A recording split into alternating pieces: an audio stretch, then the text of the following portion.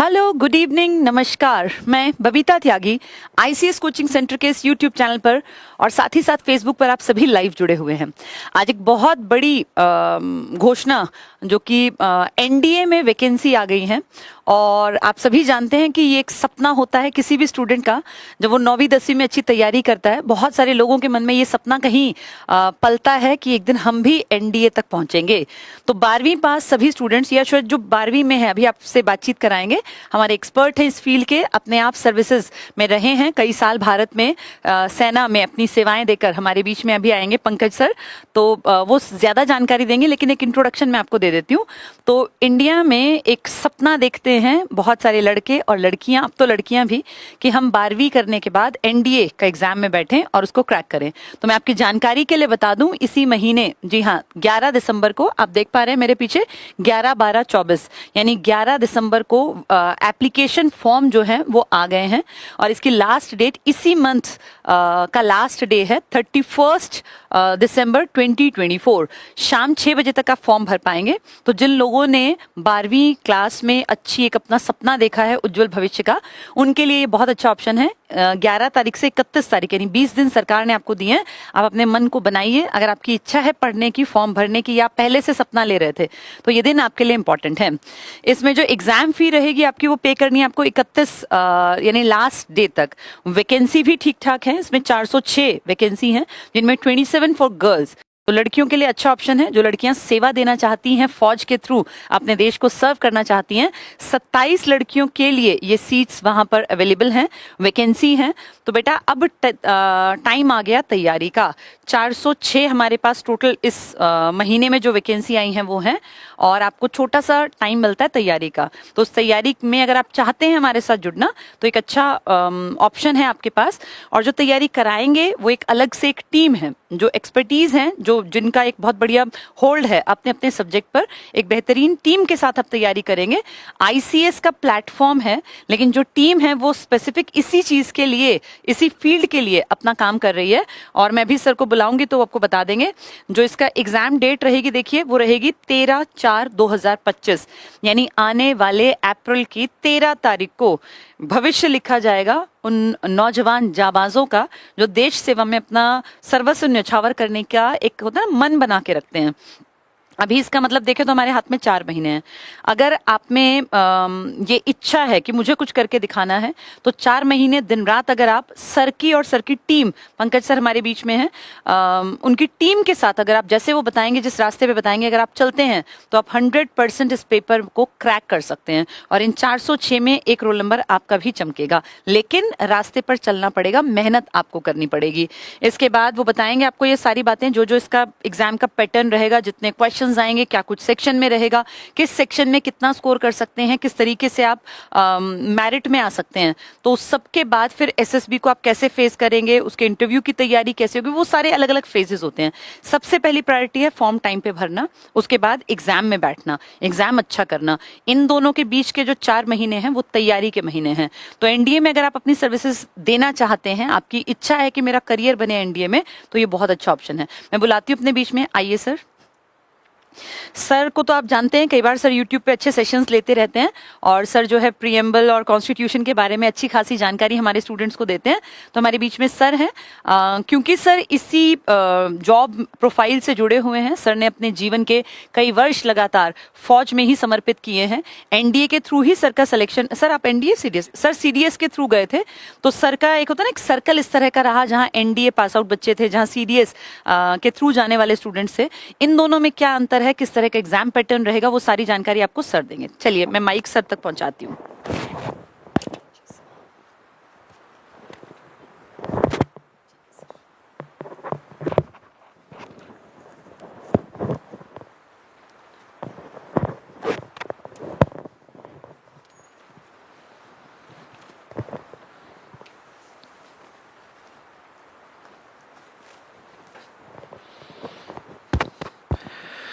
Good evening everyone, जय हिंद।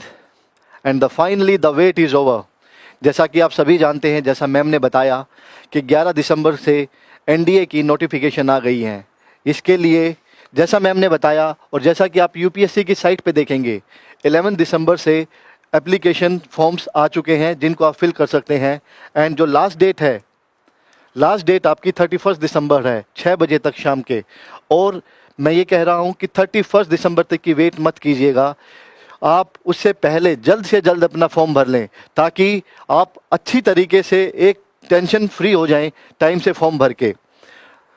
उसके बाद करेक्शन लास्ट डेट, जैसे ही फॉर्म की लास्ट डेट 31 दिसंबर ख़त्म होगी, 1 तारीख से और 7 तारीख तक आपको जो विंडो मिलेगी उसमें आपको कोई भी करेक्शन करनी है तो आप वो साइट पे जाके कर सकते हैं।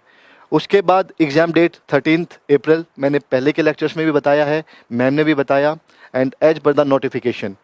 उसके बाद एडमिट कार्ड जो रिलीज़ होंगे वो आपके generally 7 to 10 days before the exam. जैसे 13 अप्रैल को एग्ज़ाम है तो जनरली 5-6 अप्रैल तक आपके एडमिट कार्ड आ जाएंगे। एंड वैकेंसीज़, अब की बार वैकेंसीज़ हैं 406 आपकी, इसमें एनडीए, एनए, नेवल एकेडमी सारी मिला के, और उसमें 27 जो वैकेंसीज़ हैं वो गर्ल्स के लिए अलॉटेड हैं। अब जनरली प्रोसीजर क्या है फॉर्म भरने का, क्योंकि यूपीएससी ने कुछ न कुछ चेंजेस हर बार करती रहती है, अभी भी कुछ चेंजेस किए हैं, पर जनरली जो सबसे पहला प्रोसेस है वो है वन टाइम रजिस्ट्रेशन का, OTR बोलते हैं जनरली। और ये किस लिए किया जा रहा है, ताकि कोई भी डुअल प्रॉब्लम या कोई ऐसा इशू ना हो, ताकि बच्चे का किसी का भी जो रिकॉर्ड है उसको एक बार अपनी डिजिटली फिल कर लें डिटेल्स, और उसके बाद फ्यूचर के लिए वो अपनी डिटेल्स उस पे साइट पे देख सकते हैं। उसके लिए आपको न्यू रजिस्ट्रेशन करेंगे, इसके बेनिफिट्स क्या हैं, ओनली एप्लीकेंट को सिर्फ एक बार पर्सनल डिटेल्स भरनी है, उसके बाद वो ऑटोमेटिकली इनके सर्वर में सेव हो जाएंगी। Needs to upload document if required, OTR information is digitally available any time anywhere. ये आपके जैसे हम डिजी लॉकर देखते हैं, ऐसी ही जैसे ही आप अपनी साइट बना लेंगे, आप एक बार रजिस्ट्रेशन कर लेंगे, उसके बाद आपकी पर्सनल इंफॉर्मेशन, डॉक्यूमेंट्स सेव हो जाएंगे। जब भी आप कोई भी आगे किसी और भी वैकेंसी के लिए अप्लाई करते हैं जो यूपीएससी द्वारा कंडक्ट की जाती है, तो आपकी इंफॉर्मेशन ऑटोमेटिकली आ जाएगी। उसके बाद जो भी नोटिफिकेशन है वो सारी चीज़ें। अब जो न्यू रजिस्ट्रेशन करते हैं, न्यू रजिस्ट्रेशन करने के लिए जैसे ही आप पिछली स्लाइड पे जाते हैं, अगर आप ऑलरेडी रजिस्टर्ड हैं तो आप ईमेल आईडी, मोबाइल नंबर या OTR ID यहाँ पे फिल कर सकते हैं। उसके बाद OTP पासवर्ड जो भी है उसको फिल कीजिए, कैप्चा वेरिफिकेशन कोड एंटर कीजिए, लॉगिन कर लीजिए। ये है जिन्होंने ऑलरेडी रजिस्टर कर रखा है। और जिसने जो फर्स्ट टाइम यूज़र हैं, जो वन टाइम रजिस्ट्रेशन पहली बार कर रहे हैं, उनके लिए बेसिक इन्फॉर्मेशन आ जाएगी। नेम, जो उनके 10th की मार्कशीट में जो नाम है in capital letters, father's name, mother's name, occupation, कहाँ रहते हैं, एड्रेस, एंड बेसिकली वो सारी चीज़ें आने के बाद जब आप वो सबमिट करेंगे तो आपको ऐसी OTR प्रोफाइल मिलेगी जिसमें आपका OTR ID शो करेंगे, candidate name like Pankaj Kumar, ये इसमें फिल होके आएंगी। Gender male, mother's name, email ID। One more thing to remember, आपने अपनी ईमेल ID और अल्टरनेट ईमेल ID ज़रूर देनी है। उसका रीज़न है, जनरली यूपीएससी अब कोई भी कॉरेस्पॉन्डेंस करती है, कोई भी मैसेज देती है, तो वो आपके मोबाइल नंबर पे एंड ईमेल ID पे देती है। जनरली जैसे किसी का आप once you clear your written exam, तो आपकी SSB कैसे होनी है, आपकी क्या डेट्स आपको सूटेबल हैं, या उसकी इन्फॉर्मेशन जो भी मिलेगी वो आपको आपकी ईमेल ID पे मिलेगी, मोबाइल नंबर पे मिलेगी। तो आपको ये चीज़ें बड़े अच्छे तरीके से फिल करनी है विदाउट एनी मिस्टेक। क्योंकि जनरली क्या होता है, को जब फॉर्म भर रहे होते हैं या कोई भी हम ईमेल ID डाल रहे होते हैं, तो हम ये कोई भी ईमेल ID डाल देते हैं, किसी फ्रेंड की या किसी नॉन की या किसी कज़न की। तो उससे क्या होता है कि कोई जो इन्फॉर्मेशन आपके पास आनी चाहिए वो आप तक नहीं पहुंच पाती है। उसके बाद आप लेटेस्ट नोटिफिकेशन पे क्लिक करेंगे, जो आपका www.upsc.gov.in इस साइट पे जाके OTR वाला आ जाएगा। उसका लेटेस्ट नोटिफिकेशन में आपको यहाँ पे ये दिखेंगे, जैसे आपका national defence academy, naval academy examination 1 2025, ये चीज़ें आने के बाद आपने क्लिक हेयर फॉर पार्ट 1 करना है। जैसे ही आप इस पर क्लिक करेंगे आपकी ये इन्फॉर्मेशन आ जाएगी, जिसमें आपके 5 कैप्सूल्स होंगे। Personal information, address information, educational, photo and sign upload and documents upload. हम स्टेप बाय स्टेप इन पे जाके आपको डिटेल में बताएंगे कि इसमें क्या क्या चीज़ें फिल करनी है। एंड ध्यान दीजिएगा, यहाँ पे हर एक पे अभी ये क्रॉस का साइन है। जैसे ही आप इन्फॉर्मेशन अच्छे तरीके से फिल करते रहेंगे और सेव करते रहेंगे, उसके बाद ऑटोमेटिकली ये चीज़ें ग्रीन होती रहेंगी यहाँ पे।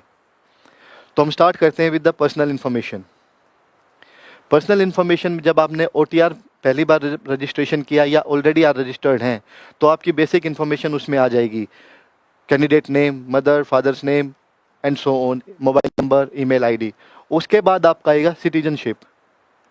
इसमें आपने सिटीजनशिप डालनी है, Indian, mother tongue Hindi English whatever जो आपकी है, Tamil Telugu Punjabi.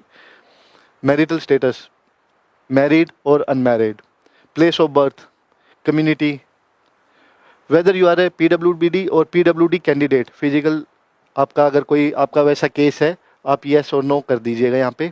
Photo identity card, यहाँ पे आप अपना स्कूल ID कार्ड, अगर आप NDA और NA के लिए अप्लाई कर रहे हैं, या फिर किसी आधार कार्ड या पासपोर्ट, कोई भी आप फ़ोटो यहाँ पे अपलोड कर सकते हैं। Have you ever been recommended as a PH और PWBD candidate in the examination conducted by UPSC in the past.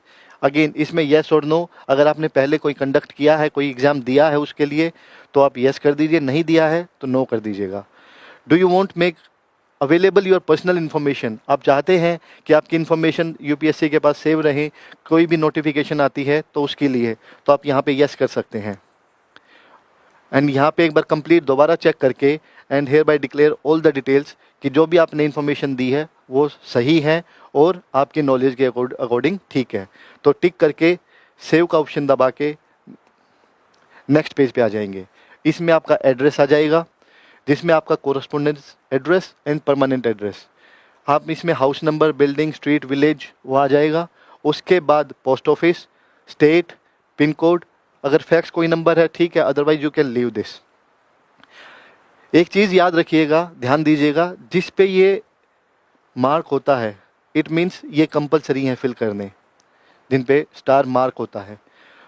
और अगर आपका correspondence and permanent address same है तो आप नीचे क्लिक कर दीजिएगा, आपको कोरस्पोंडेंस एड्रेस फिल करना है, क्लिक करना है, ऑटोमेटिकली आपकी यही डिटेल्स इसमें आ जाएगी परमानेंट एड्रेस में, जो आप दूसरे उसमें आएंगे।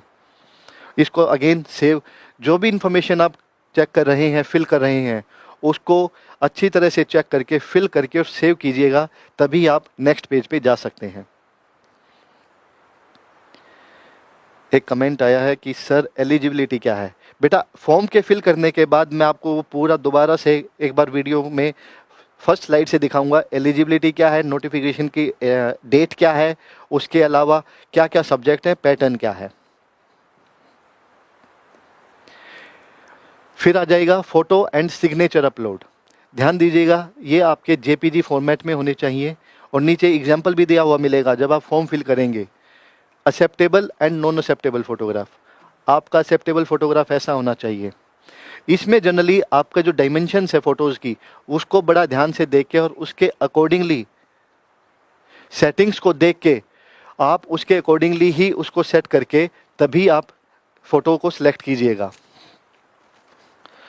इसके बाद आप देखेंगे कि जो फोटोग्राफ है वो आपका 10 दिन से ज़्यादा पुराना ना हो, should be latest and not older than 10 days.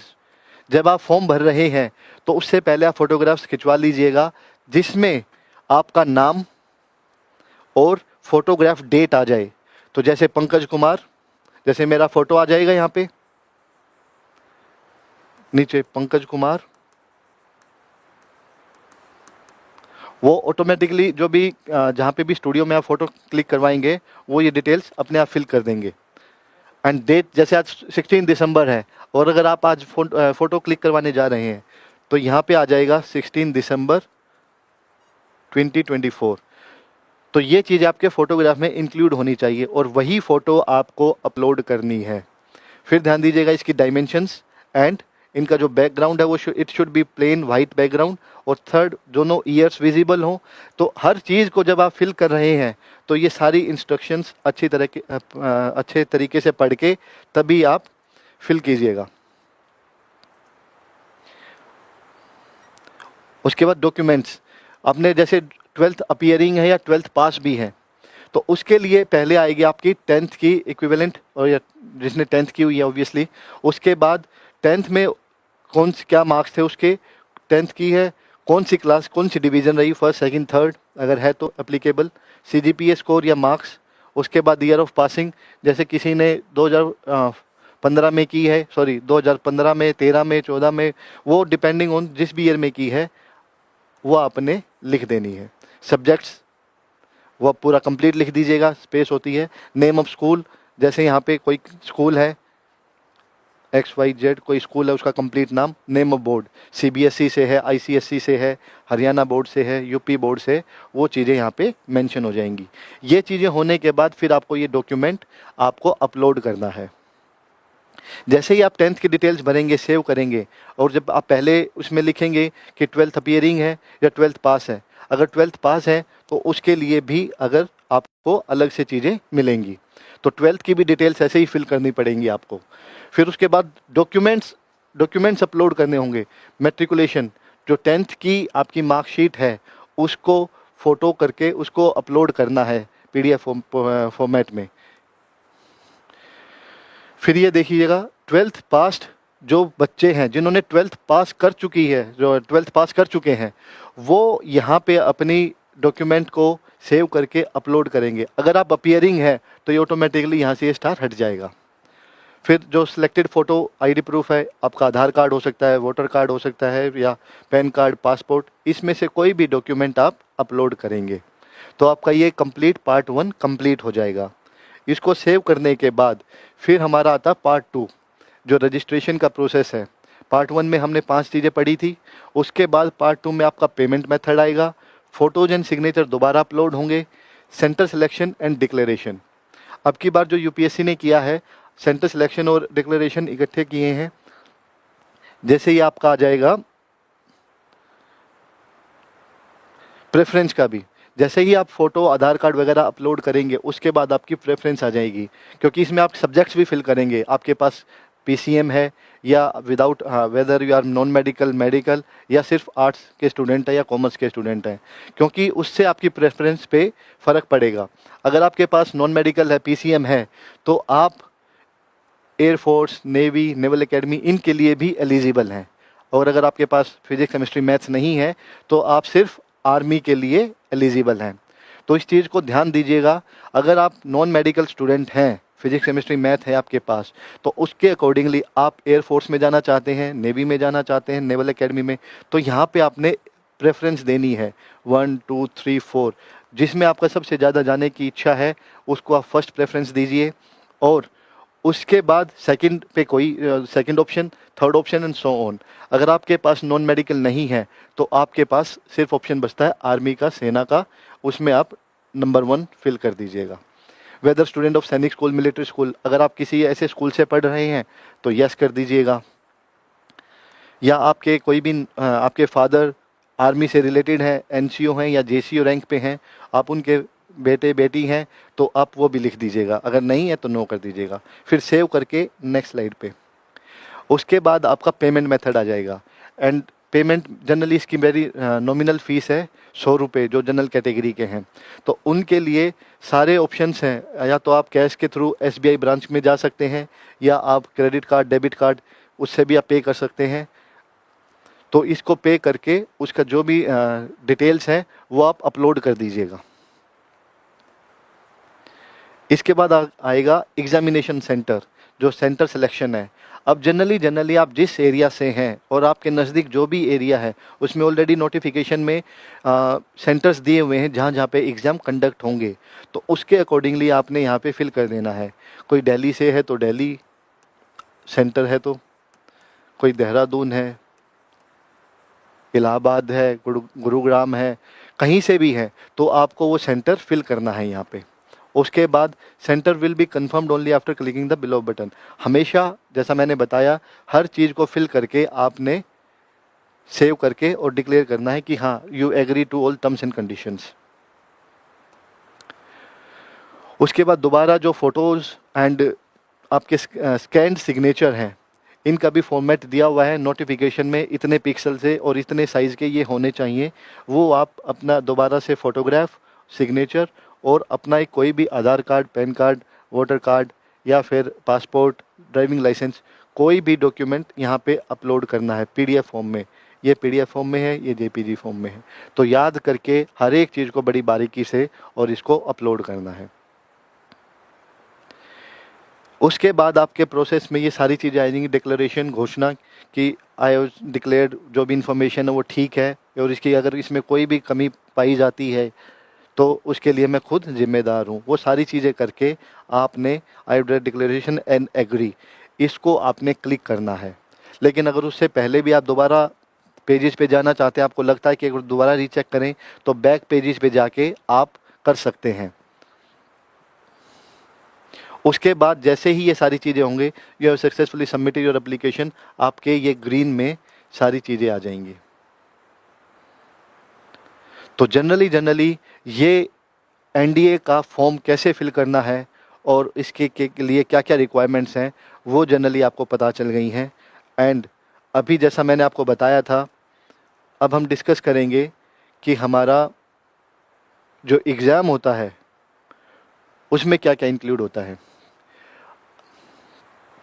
Age limit पूछ रहे हैं, पीसीबी है सर, आप अप्लाई कर सकते हैं सर।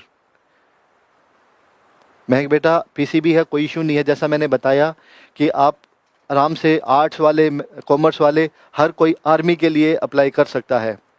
लेकिन उनमें जो एग्ज़ाम्स होते हैं, मैं आपको एक बार जनरली फिर से एक्सप्लेन करता हूँ कि प्रोसेस क्या है, क्या क्या सिलेबस होता है।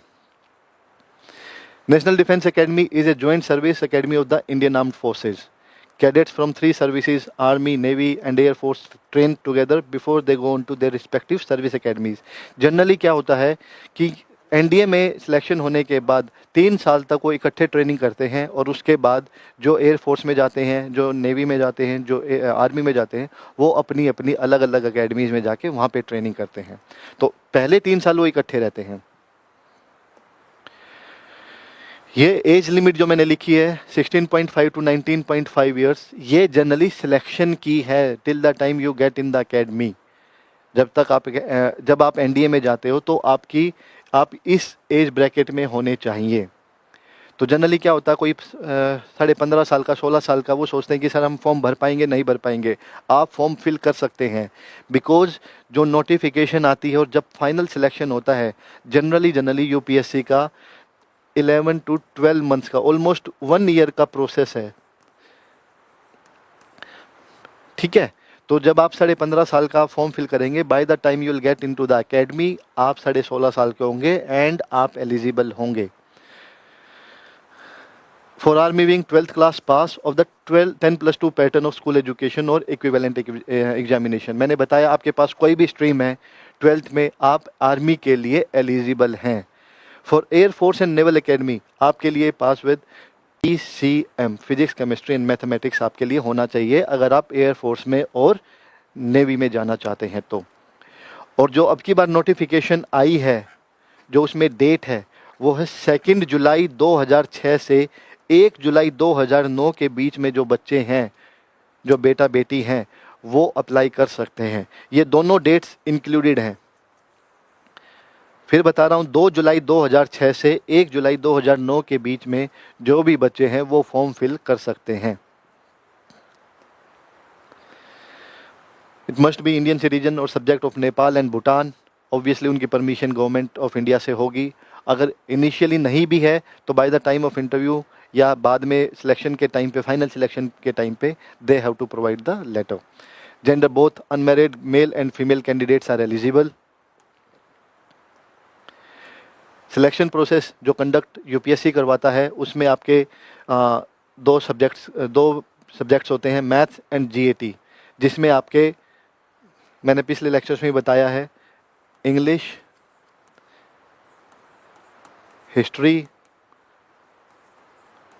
Geography, polity, current affairs, physics, chemistry and bio. ये सारे सब्जेक्ट्स होते हैं आपके जीएटी में। मैथमेटिक्स का सेपरेट एग्जाम होता है 2.5 आवर्स का, और जीएटी का 2.5 आवर्स का।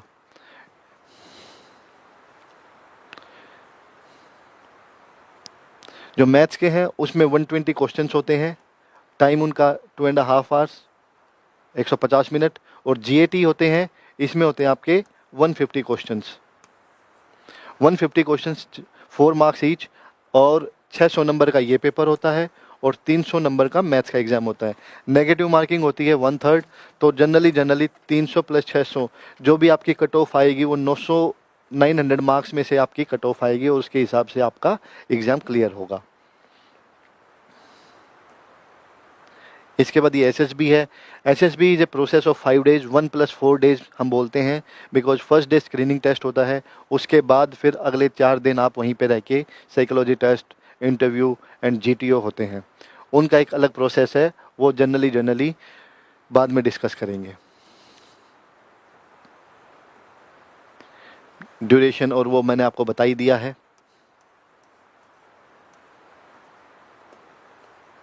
मार्किंग स्कीम अगेन, मैथ्स में 2.5 मार्क्स का एक क्वेश्चन होता है, 1/3 माइनस नेगेटिव मार्किंग है 0.83 मार्क्स। जीएटी 600 मार्क्स का होता है, एंड 1/4 1.33। अब जनरली आपको ये फॉर्म कैसे फिल करना है, और इसका सिलेबस क्या है, और कैसा एग्ज़ाम पैटर्न होता है, ये कैसे कर पाएंगे, इसके लिए हम ऑलरेडी बैच स्टार्ट कर चुके हैं, जिसका हम आईसीएस के प्लेटफॉर्म पे अपना बैच स्टार्ट कर चुके हैं, जो 23 अक्टूबर से स्टार्ट हो चुका है।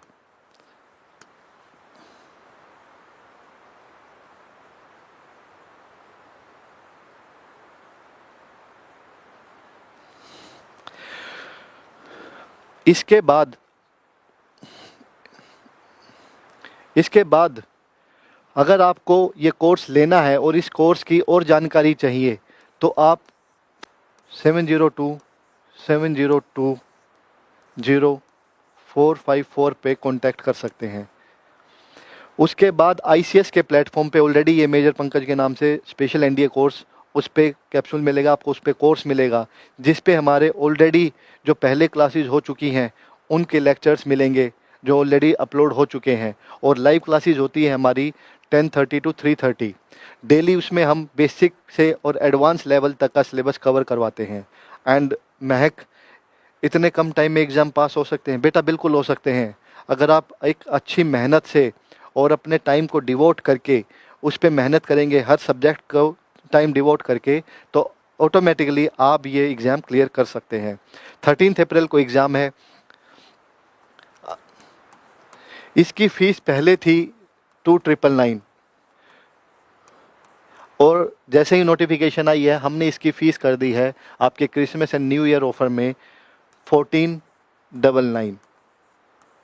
इसमें आपको जो भी हमारे लेक्चर्स हैं वो ऑलरेडी जो डाउनलोड हो चुके हैं, अपलोड हो चुके हैं, वो आप देख सकते हैं, और जो आगे की लाइव क्लासेस हैं वो भी आपको मिल जाएगी। तो जनरली आपके पास 4 महीने के आसपास का समय है, तो बिना किसी समय को वेस्ट किए, बिना टाइम वेस्ट किए, और एक अच्छे गाइडेंस में और एक अच्छे तरीके से अपना टाइम टेबल बना के आप इस एग्ज़ाम को, एनडीए के एग्ज़ाम को ईज़िली क्लियर कर सकते हैं। बहुत बच्चे हैं ऐसे जिनका सपना होता है, जैसे हमारा सपना था, हमने मेहनत करके उस सपने को साकार किया। और आप भी जो ये समय है, इस समय का अच्छे से उपयोग करके, यूटिलाइज़ करके आप ये एग्ज़ाम क्लियर कर सकते हैं। और एक चीज़ और है, अगर कोई भी चीज़ इतनी आसानी से मिल जाती तो हर कोई कर लेता। तो धीरे धीरे आप अपना रूटीन बनाइए, जहाँ भी आपको प्रॉब्लम आती है आप इस नंबर पे कांटेक्ट कीजिए, ठीक है। उसके बावजूद आप इस कोर्स को खरीद के या उस कोर्स को लेके उसमें जो भी चीज़ें हैं उसको अच्छी तरीके से समझिए, अपने डाउट्स पूछिए। कोई भी प्रॉब्लम आती है मैं इस नंबर पे अवेलेबल हूँ। अगर आप फिज़िकली भी मिलना चाहते हैं तो मेरा नंबर है ये, और मैं जनरली सोनीपत में ही रहता हूँ, तो आप मेरे से आके मिल भी सकते हैं। राहुल जी क्या बताना है बताइए। मिनिमम एलिजिबिलिटी मैंने आपको एज लिमिट बता दी है। जो बच्चा 2 जुलाई 2006 से 1 जुलाई 2009 के बीच में है, ये फॉर्म भर सकते हैं। जो 12th अपीयरिंग है, जो 12th में अभी एग्ज़ाम देंगे बोर्ड्स का, या 12th पास हैं, या फर्स्ट ईयर में भी हैं ग्रेजुएशन के, अगर वो इस एज ग्रुप में आते हैं तो वो फॉर्म फिल कर सकते हैं। जो 11th में है अभी, प्लीज़ वो फॉर्म फिल मत कीजिएगा। मैं फिर बता रहा हूँ ये बात, क्योंकि जो हम यूपीएससी ने ओटीआर वाला सिस्टम किया है, जैसे ही आप उसमें कोई भी इंफॉर्मेशन डालेंगे, वो नेक्स्ट टाइम आपकी पकड़ी जाएगी। आप उसमें mobile number, email ID, mother's name, father name, कुछ भी चीज़ें डालेंगी, there are so many process जिसमें आप पकड़े जा सकते हैं। और ये इसीलिए किया है यूपीएससी ने, ताकि कोई भी ऐसा डुप्लीकेट या फेक चीज़ें ना हो।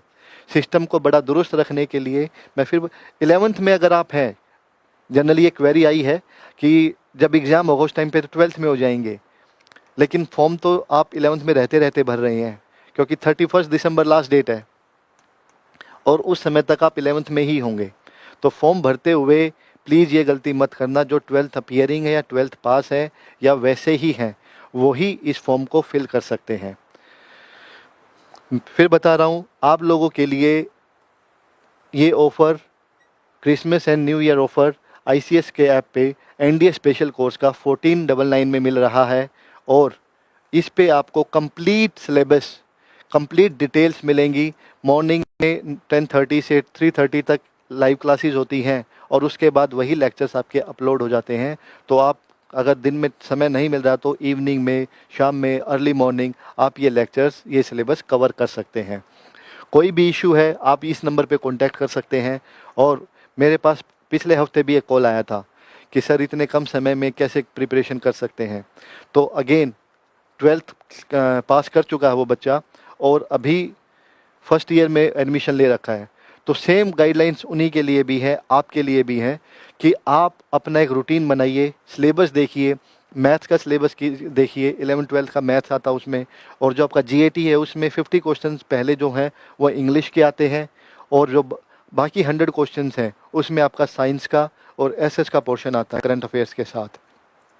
और वो सारी चीज़ें साइंस और एसएस की जनरली आपके 10th के लेवल तक की ही आती हैं। थोड़ा सा एडवांस लेवल है, जिस तरह से हर साल इतने बच्चे अपीयर करते हैं, तो यूपीएससी थोड़ा सा डिफ़िकल्टी लेवल बढ़ा देती है। तो कभी कभी एसएस का पोर्शन थोड़ा सा डिफ़िकल्ट कर देते हैं, या कभी कभी साइंस का पोर्शन डिफ़िकल्ट कर देते हैं।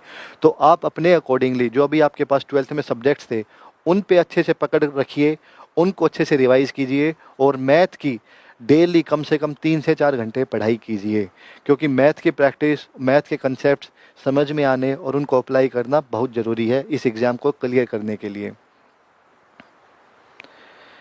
हो जाएगा बेटा, सिलेबस कंप्लीट हो जाएगा।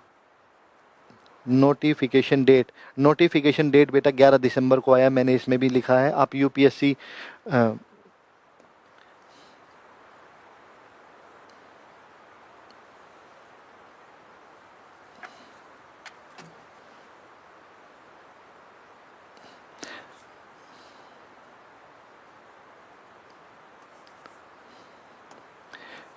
www.upsc.gov इन पे करेंगे, आपको उस पर नोटिफिकेशन मिल जाएगी कौन कौन से एग्जामिनेशन, एक्टिव एग्जामिनेशन है, और उसके बाद आप फॉर्म फिल कर सकते हैं। सिलेबस क्या होगा? सिलेबस बेटा मैंने अभी बताया, 11th-12th का मैथ्स रहेगा जनरली, और जो आपका जीएटी का पेपर है उसमें आपका इंग्लिश, साइंस और जीएस का पोर्शन रहेगा, और वो जनरली आपका 10th और 11th के बेस का रहेगा। तो आपको आज से ही, अगर आपने अभी तक पढ़ाई शुरू नहीं की है तो अभी भी आपके पास समय है, आप उसको अच्छी तरह से कवर कर सकते हैं।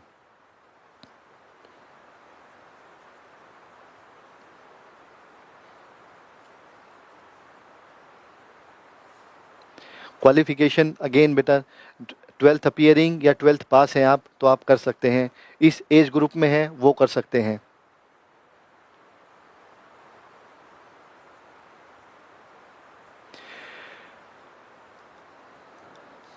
आर्ट्स वाले, पीसीबी वाले सब कर सकते हैं। कोई आर्मी के लिए कोई सब्जेक्ट रिक्वायरमेंट एज सच नहीं है। हाँ, एयरफोर्स एंड नेवी के लिए आपके पास पीसीएम होना चाहिए, नॉन मेडिकल होना चाहिए।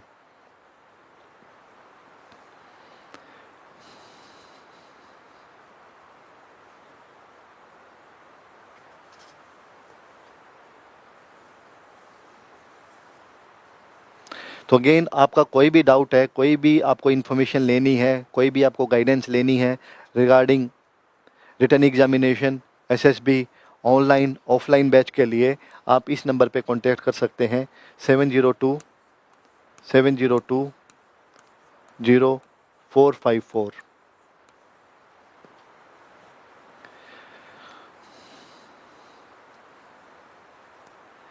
थैंक यू बेटा, have a good day and all the best for your exam.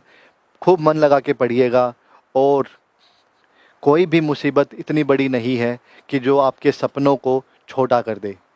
तो प्लीज़ अपने आप को समय दीजिए, पढ़ाई करते रहिए। ये बेस्ट समय है पढ़ाई करने का और एक अच्छा और सफल इंसान बनने का। Thank you. जय हिंद।